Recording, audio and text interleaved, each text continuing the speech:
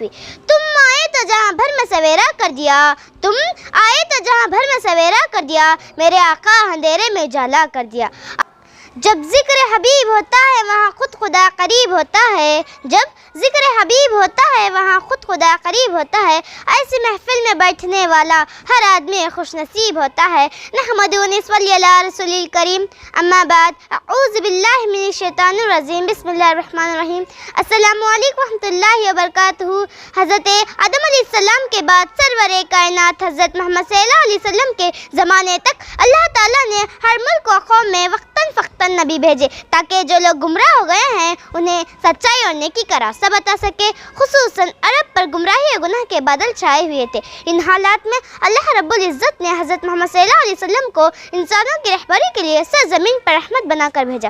محترم سامعین، اللہ تعالیٰ کا بڑا رحم و کرم ہے کہ وہ ہمیں حضور صلی اللہ علیہ وسلم کی امت میں پیدا کیا۔ اللہ تعالیٰ کا شکر ہے کہ مجھے جلسے میں تقریر کرنے کا موقع ملا۔ حضرت محمد صلی اللہ علیہ وسلم 12 ربیع الاول مطابق 20 اپریل 571 دوشنبہ کا روز بھی یادگار عالم ہو کر رہے گا۔ اس دن کی سب کو سیاروں کی دمک، ستاروں کی چمک اور شہاب ثاقب کی کثرت سے آسمان منور ہو رہا تھا۔ پتا پتا اور ذرہ ذرہ نور میں نہا رہا تھا۔ دنیا حیران تھی کہ آج کیا ہونے والا ہے۔ کوئی یوسف ثانی، مسیحا، دم موسیٰ نفت تو آج دنیا میں نہیں آ رہا ہے۔ آخر دعائے قلیل اور نویدہ مسیحا پوری ہوئی اور صبح صادق کے بعد اور طلوع آفتاب سے پہلے آفتاب عالم بنی آدم حضرت محمد صلی اللہ علیہ وسلم کی ولادت باسعادت ہوئی۔ تم آئے تو جہاں بھر میں سویرا کر دیا، تم آئے تو جہاں بھر میں سویرا کر دیا، میرے آقا اندھیرے میں اجالا کر دیا۔ آپ صلی اللہ علیہ وسلم کی پیدائش سے قابل ان کے والد کا انتقال ہو چکا تھا اور دادا عبد المطلب نے جب حضرت محمد صلی اللہ علیہ وسلم کی ولادت کی خبر سنی تو آپ صلی اللہ علیہ وسلم کو خوشی مکے معظمہ لے گئے اور ان کے لیے خیر و برکت کی دعائیں مانگی۔ اس وقت عرب کے دستور کے مطابق آپ صلی اللہ علیہ وسلم کو حلیمہ سعدیہ کے پاس بھیج دیا گیا اور حلیمہ سعدیہ نے آپ صلی اللہ علیہ وسلم کو 2 سال تک دودھ پلایا۔ ماں آمینہ اور دادا کو آپ صلی اللہ علیہ وسلم سے اس قدر محبت تھی کہ ایک لمحے کے لیے بھی آنکھوں سے اوجھل نہ ہونے دیتے۔ اسی محبت کی زیادتی ہے ان دونوں شفیقوں کو آپ صلی اللہ علیہ وسلم کی تعلیم کی طرف متوجہ نہ ہونے دیا اور آپ صلی اللہ علیہ وسلم امی رہ گئے۔ خدا ہی کو یہ منظور تھا کہ آپ صلی اللہ علیہ وسلم امی رہے تاکہ جو کتاب قرآن شریف اللہ کی طرف سے نازل ہونے والی تھی کوئی اس کے متعلق یہ نہ کہے کہ انہوں نے از خود لکھی ہے۔ اللہ تعالیٰ نے آپ صلی اللہ علیہ وسلم کو اپنا رسول بنایا۔ آپ صلی اللہ علیہ وسلم کے ذریعے ساری دنیا کو اپنا پیغام بھیجا۔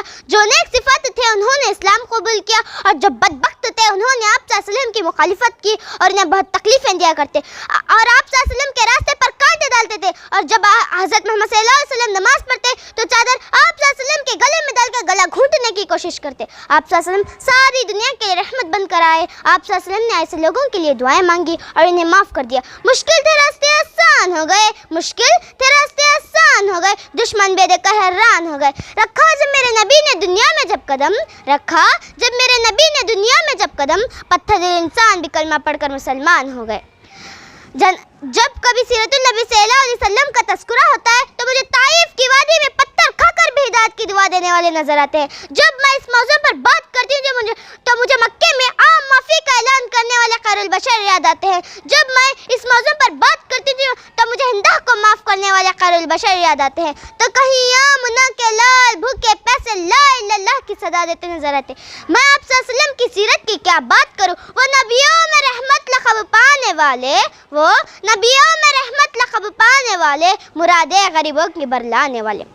جناب صدر، آج کی دنیا والے کسی کی دیانت پر ناز کرتے ہیں تو کسی کی خوبصورت کی بات کرتے ہیں تو کسی کے اثر پر ناز کرتے ہیں تو کسی کی امانت پر ناز کرتے ہیں تو کسی کی سخاوت کی بات کرتے ہیں۔ تو میں اس نبی پر کیوں نہ ناز کروں جس میں ساری خصوصیات پائی جاتی ہے۔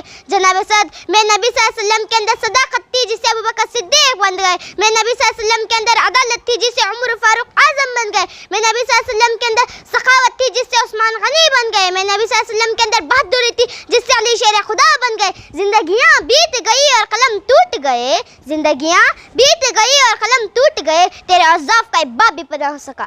جس کے دل میں آپ سے محبت نہیں، الفت نہیں، جذبہ نہیں، ایسے دل والا انسان فاسق تو ہو سکتا ہے، منافق تو ہو سکتا ہے، کافر تو ہو سکتا ہے، پر ایسے دل والا انسان مومن اور مسلمان نہیں ہو سکتا۔ عزیز سامعین، ہم آپ صلی اللہ علیہ وسلم کی سیرت اور آپ صلی اللہ علیہ وسلم کی تعلیمات کا بغور مطالعہ کریں، اس سے سبق لے اپنے لیے شماہدت بنائیے۔ آپ صلی اللہ علیہ وسلم نے اپنی ذات مقدس میں جو مثالی نمونہ چھوڑا ہے ہم اس کی اتباع کریں۔ ناز ہم سب مسلمانوں پر کہ ہم رحمت रहमत आलमीन के उम्मती हैं। आप सल्लल्लाहु अलैहि वसल्लम बहुत नेक, ईमानदार, दियानतदार थे। इन खूबियों की वजह से आप सल्लल्लाहु अलैहि वसल्लम को अमीन और सादिक के लक़ब से याद किया जाता है। आप सल्लल्लाहु अलैहि वसल्लम सच्चे और इंसाफ पसंद थे। आप सल्लल्लाहु अलैहि वसल्लम के दुश्मन भी आप सल्लल्लाहु अलैहि वसल्लम की इंसाफ पसंद के कायल थे। 63 बरस की उम्र में 12 रबीउल अव्वल को दोशंबे के दिन आप सल्लल्लाहु अलैहि वसल्लम ने दुनिया से रहलत फरमाई। आप सल्लल्लाहु अलैहि वसल्लम पर लाखों दरूद और सलाम में खुश होना चाहिए कि हम रहमतुल आलमीन के उम्मती हैं। गमों ने घेरा है तो तुम्हें दरूद पढ़ो, गमों ने घेरा है तो तुम्हें दरूद पढ़ो, है हाजिरी की तमन्ना है तो दरूद पढ़ो। क्योंकि नाम कोई काम बिगड़ने नहीं देता, क्योंकि ये नाम कोई काम बिगड़ने नहीं देता, बिगड़ी भी बना देता है, बिगड़ी भी बना देता है। नाम है मोहम्मद सल्लल्लाहु अलैहि वसल्लम। अस्सलामु अलैकुम रहमतुल्लाहि व बरकातहू। क्या नाम है आपका? सुमैया, कहाँ पढ़ती हैं? विश्वेश्वरैया स्कूल में, उर्दू हायर प्राइमरी स्कूल में।